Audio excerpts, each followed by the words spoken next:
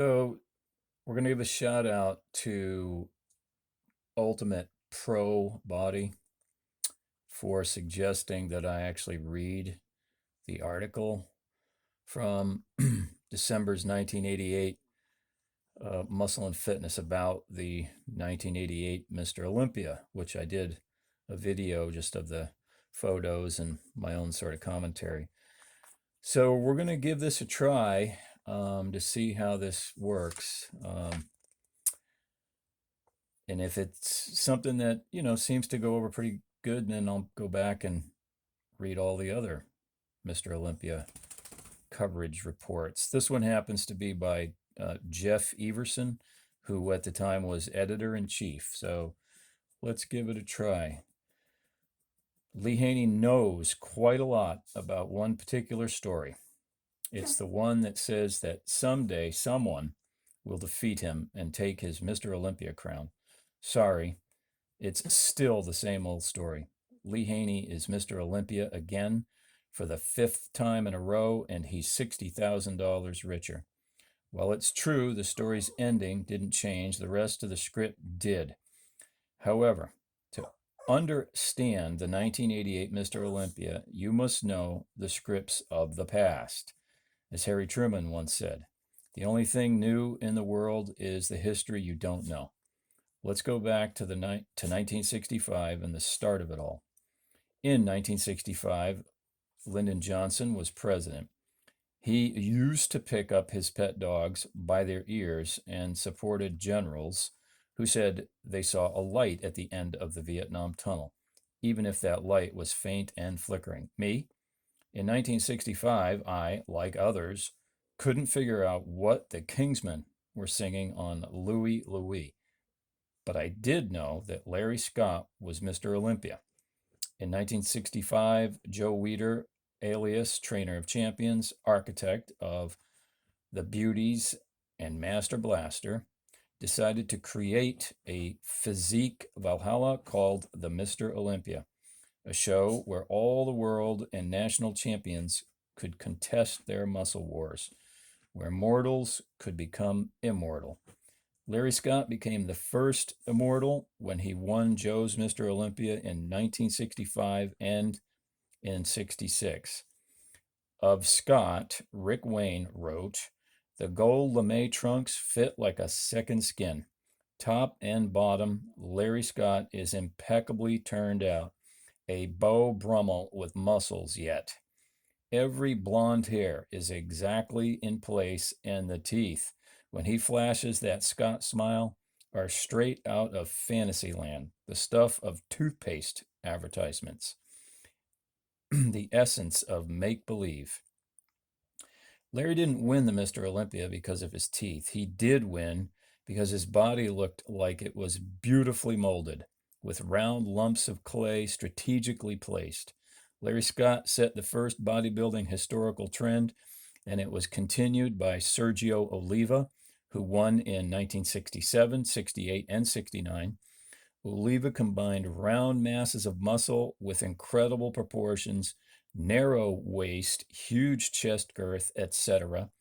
Neither Scott nor Oliva was particularly hard or defined, but Scott had those teeth and round 20-inch biceps, and Oliva had his mythical presence, his high-waisted, skin-tight dress pants, heavy gold jewelry, and wide-open shirts exposing a copper bronze hue burnt onto him in the Cuban cane fields made him bodybuilding's dashing man.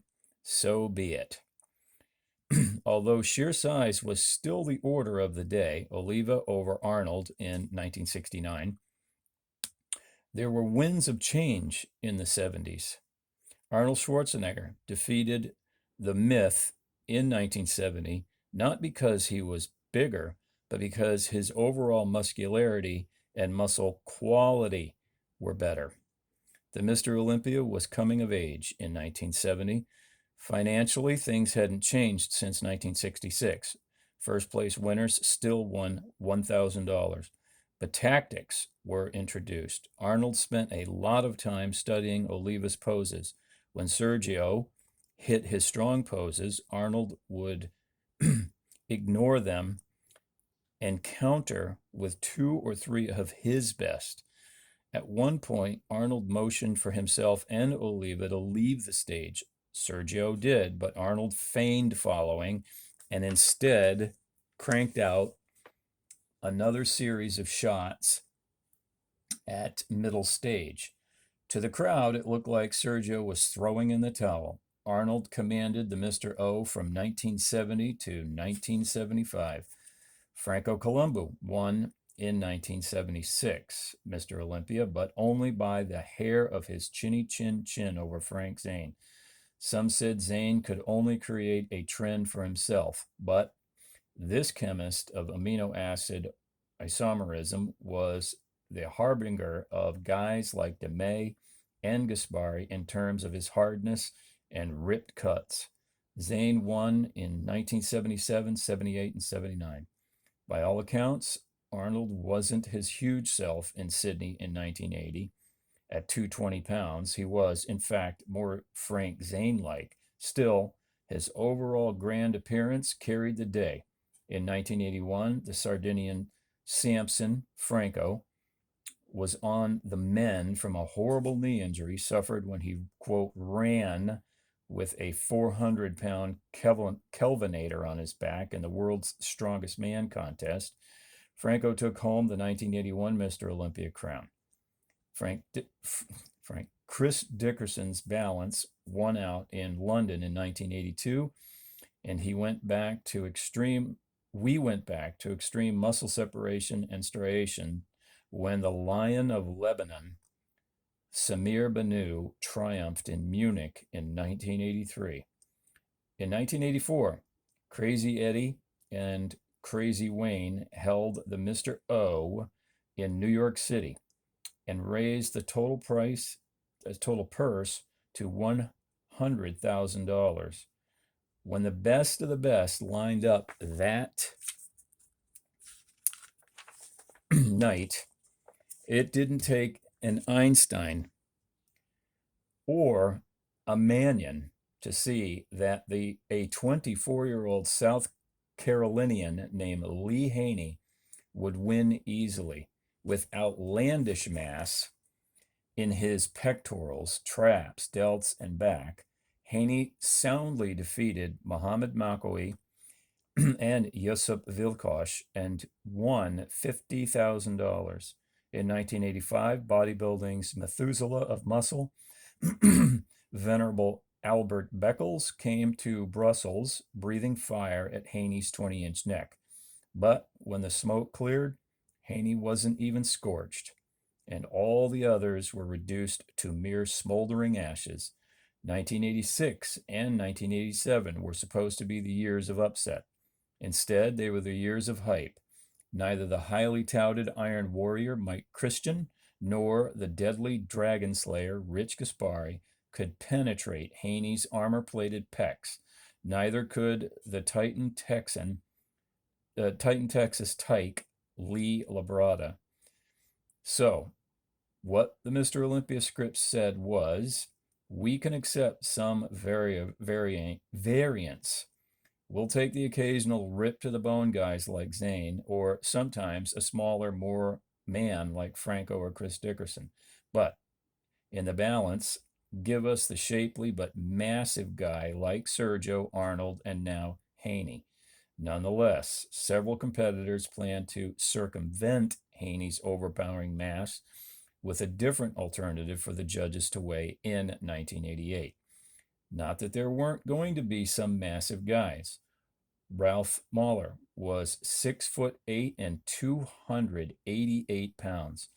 Phil Hill's thighs were so big they were applying for statehood. Gary Stridham was supposed to be the most massive bodybuilder in the history of the sport. And with Haney preoccupied with his new house, new baby, new gym, his herbs, his video, his book, his travels, and his promotion of the 1988 Amateur Men's Nationals, common sense suggested that something just might give. But in my humble opinion, the battle for first was ended at the press conference. weigh-in 2 days before the show. When Haney took off his black Everlast robe, all sane competitors must have known that the battle would once again be for the silver medal. Before the show, most of the noise had come from Samir Banu, Mike Christian, and Gary Stridham. All had gone on record at one time or another to the effect that Haney's reign would end. Even the normally sedate Dragon Slayer had told us that his lance was sharpened and that he hadn't come to take second place. Gaspari at least had the wisdom to tunnel his vocal effects for the Mr. Olympia into training.